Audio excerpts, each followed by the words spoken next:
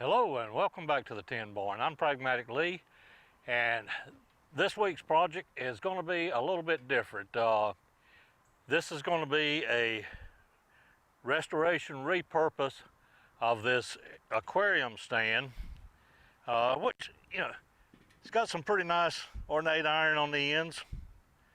A little rusty, but still in good structural condition. What I want to do is repurpose this as a coffee butler. This will be for my daughter to go in her house. Her dining table is a natural wood top with a white base. What I've got is a couple of these pine boards from Lowe's that I'm going to leave natural, put just a little bit of stain on them, not much. Finish them. There'll be one down at the bottom for a shelf down here, and then one at the top. And I think what I want to do is go ahead and get these shelves and top cut to size. And before I start the dirty work out here on the outside, today is supposed to be the warmest, hottest weekend of the season here in eastern North Carolina.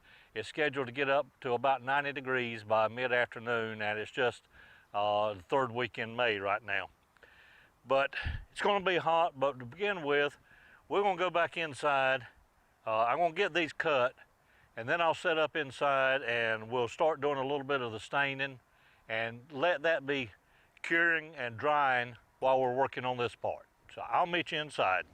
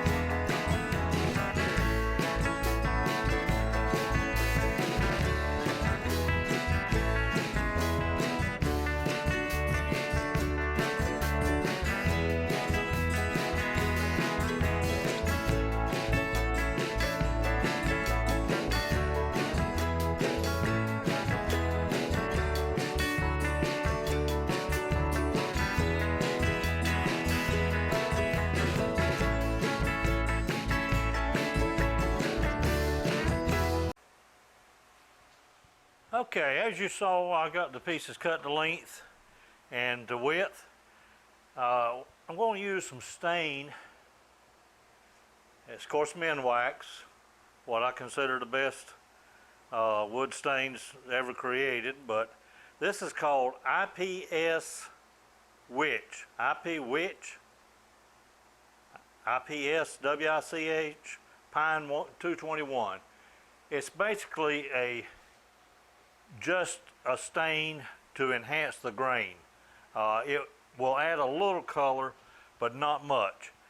I'm going to stain top, bottom, ends, front, back, all the way around. Not that the bottom of it will ever be seen, but it'll just help preserve the wood some. And of course, the way to put on stain is not with a brush, it's with a cloth or in this case, a paper towel.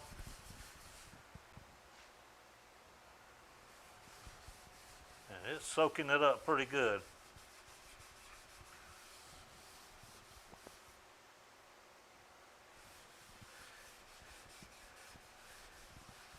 I used to do a lot of furniture refinishing.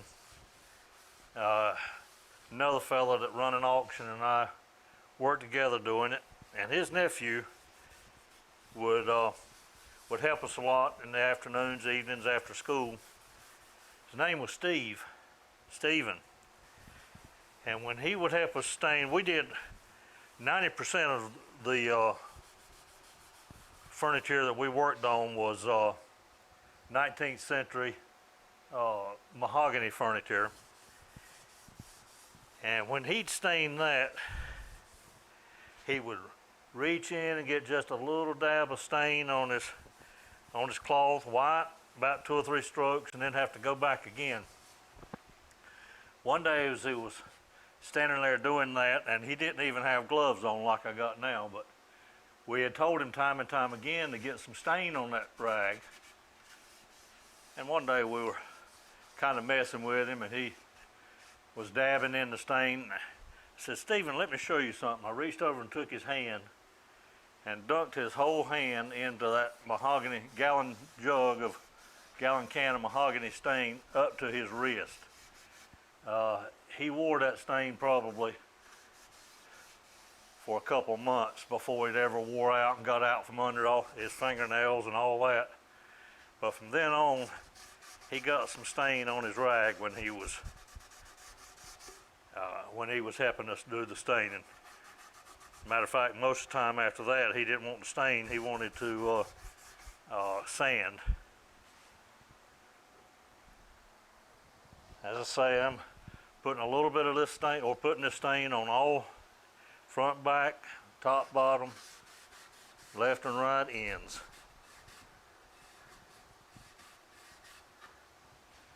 And as you can see, all it's doing is enhancing the grain a little bit.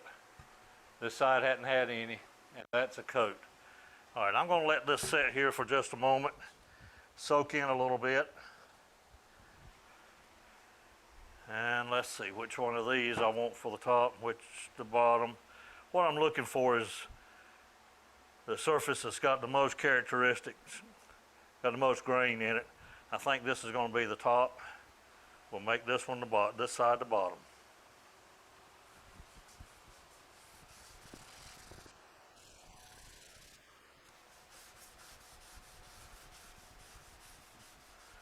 And again, what you're wanting to do with stain is not so much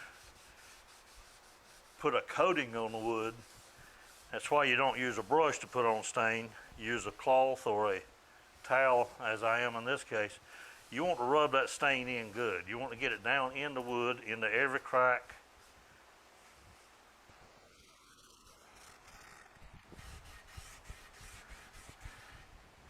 I'll give you another little hint on putting stain on woods.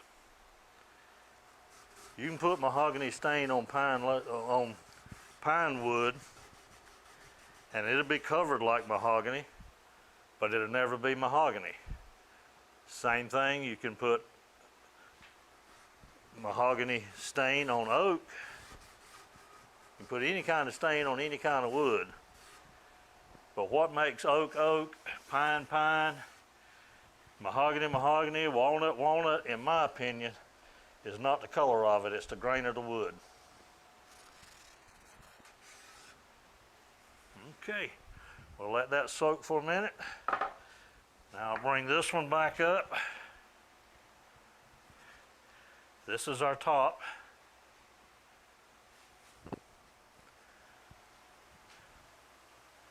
And this is the top of the top.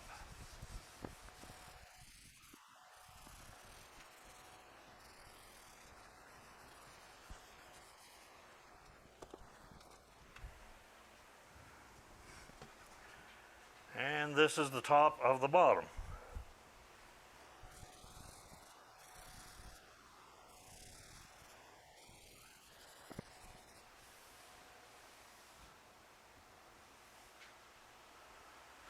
Okay, I'm going to let these again soak in just a little bit. And then what I'm going to use for the finish is this gloss. Whoops, that's paint. What I want to use for the finish is this gloss crystal clear spray enamel. And of course I'll carry this outside to spray that. I'll put one coat of that on the bottom of each shelf. Then after that's had enough time to cure that I can set it on a couple legs, I'll do the top of each surface, sand it with some very fine grit sandpaper, spray it again. Do that probably about 4 times until I got a good hard surface finish on there. In this case, it's going to be a gloss finish. But for now, I think I'm going to move the table out there in the yard, get it, hopefully find a little bit of shade, and we'll start working on the aquarium stand base that we're going to turn into this coffee butler.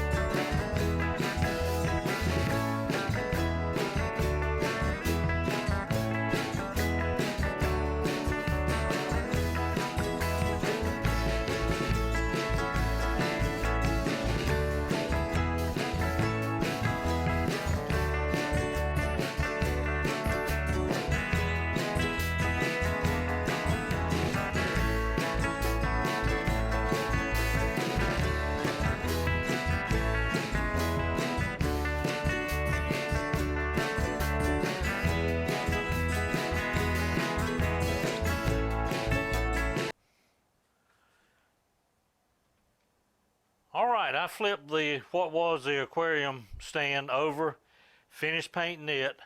It's drying good now. This is the bottom. This is the top shelf, and I've got 2 coats of the clear seal on it so far. But I've got some 500 grit sandpaper here, and I want to just touch that. What this clear coat will do is actually pull the grain up on the material itself. This being the bottom shelf, these 2 ends and the back will be encapsulated, so I'm not interested in trying to sand them down. But we want to do this several times. We want to wind up with a surface as smooth as the inside of your prom date's thigh. I guess I shouldn't have said that. But in any case, we want it as smooth as possible. This is the top, so all 4 edges will be exposed on that, even though one will be against the wall.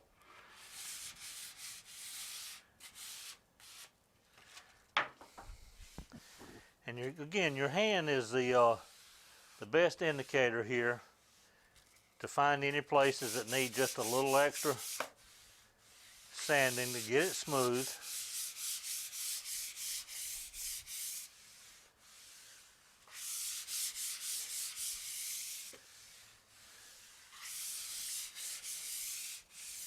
I think the bottom shelf is fine now, so I'm going to set it out of the way.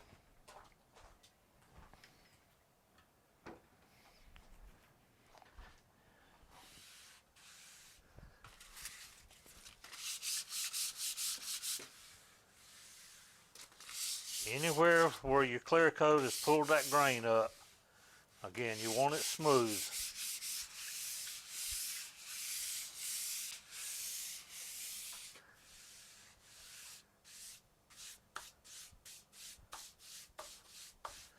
All right, let me grab a shop cloth and wipe that down just a little bit.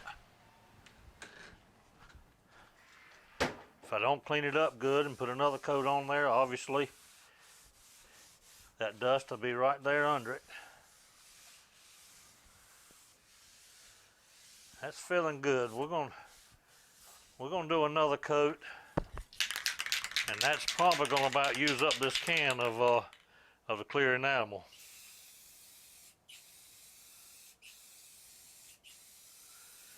When I was refinishing furniture as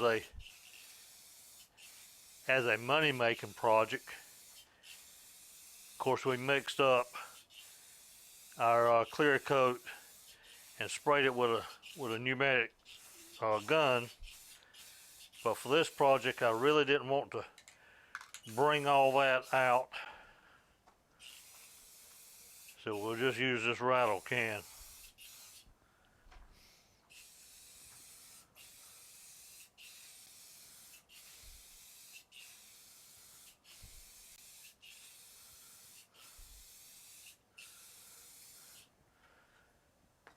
And that's pulled the grain out good. Got some good character to the top now. So I'm going to let this dry. As a matter of fact, I'm probably going to let it dry. This is a Saturday afternoon. I'm likely going to let this dry until probably Monday before I try to put it all together. I will give it one light sanding again with the 500, might even go to 1,000 grit paper, just to get any dust off that might settle in it while this is drying. Then we'll mount the shelves on the stand and wrap this project up.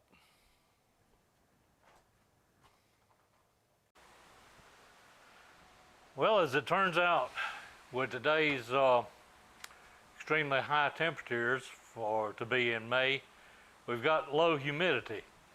And everything dried a whole lot quicker than I'm used to around here. Got a good smooth finish on there. I've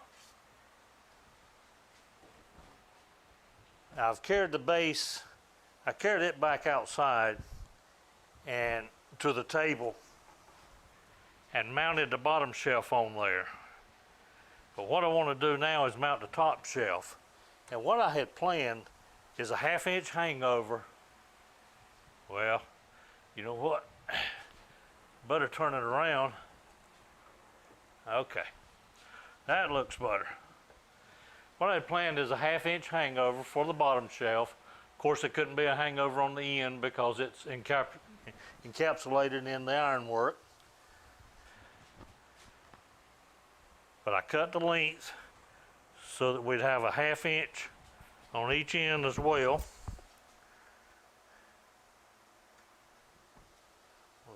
Be sure it stays lined up with the back edge.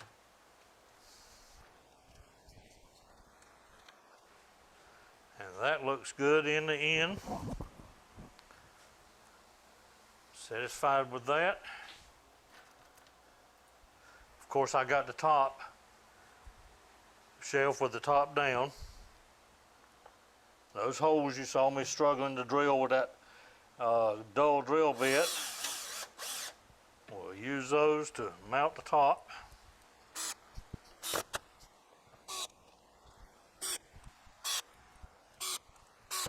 Okay, we've got all the screws in.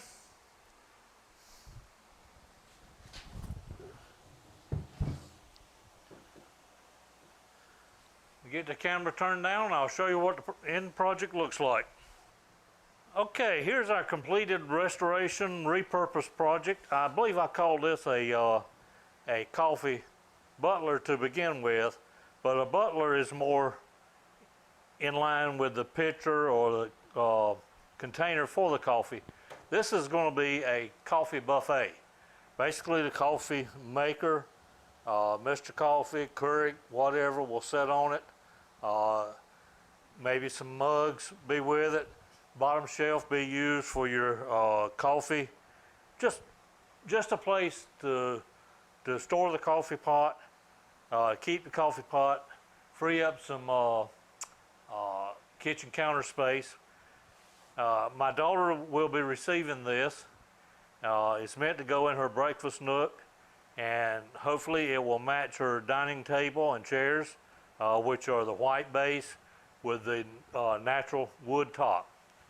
So I hope you've enjoyed this repurpose project. I think it turned out pretty well. I like the scroll work on the end on the wood. Overall, I think it's was a good project. I enjoyed doing it, and hope you enjoyed watching it, and we'll see you on the next one.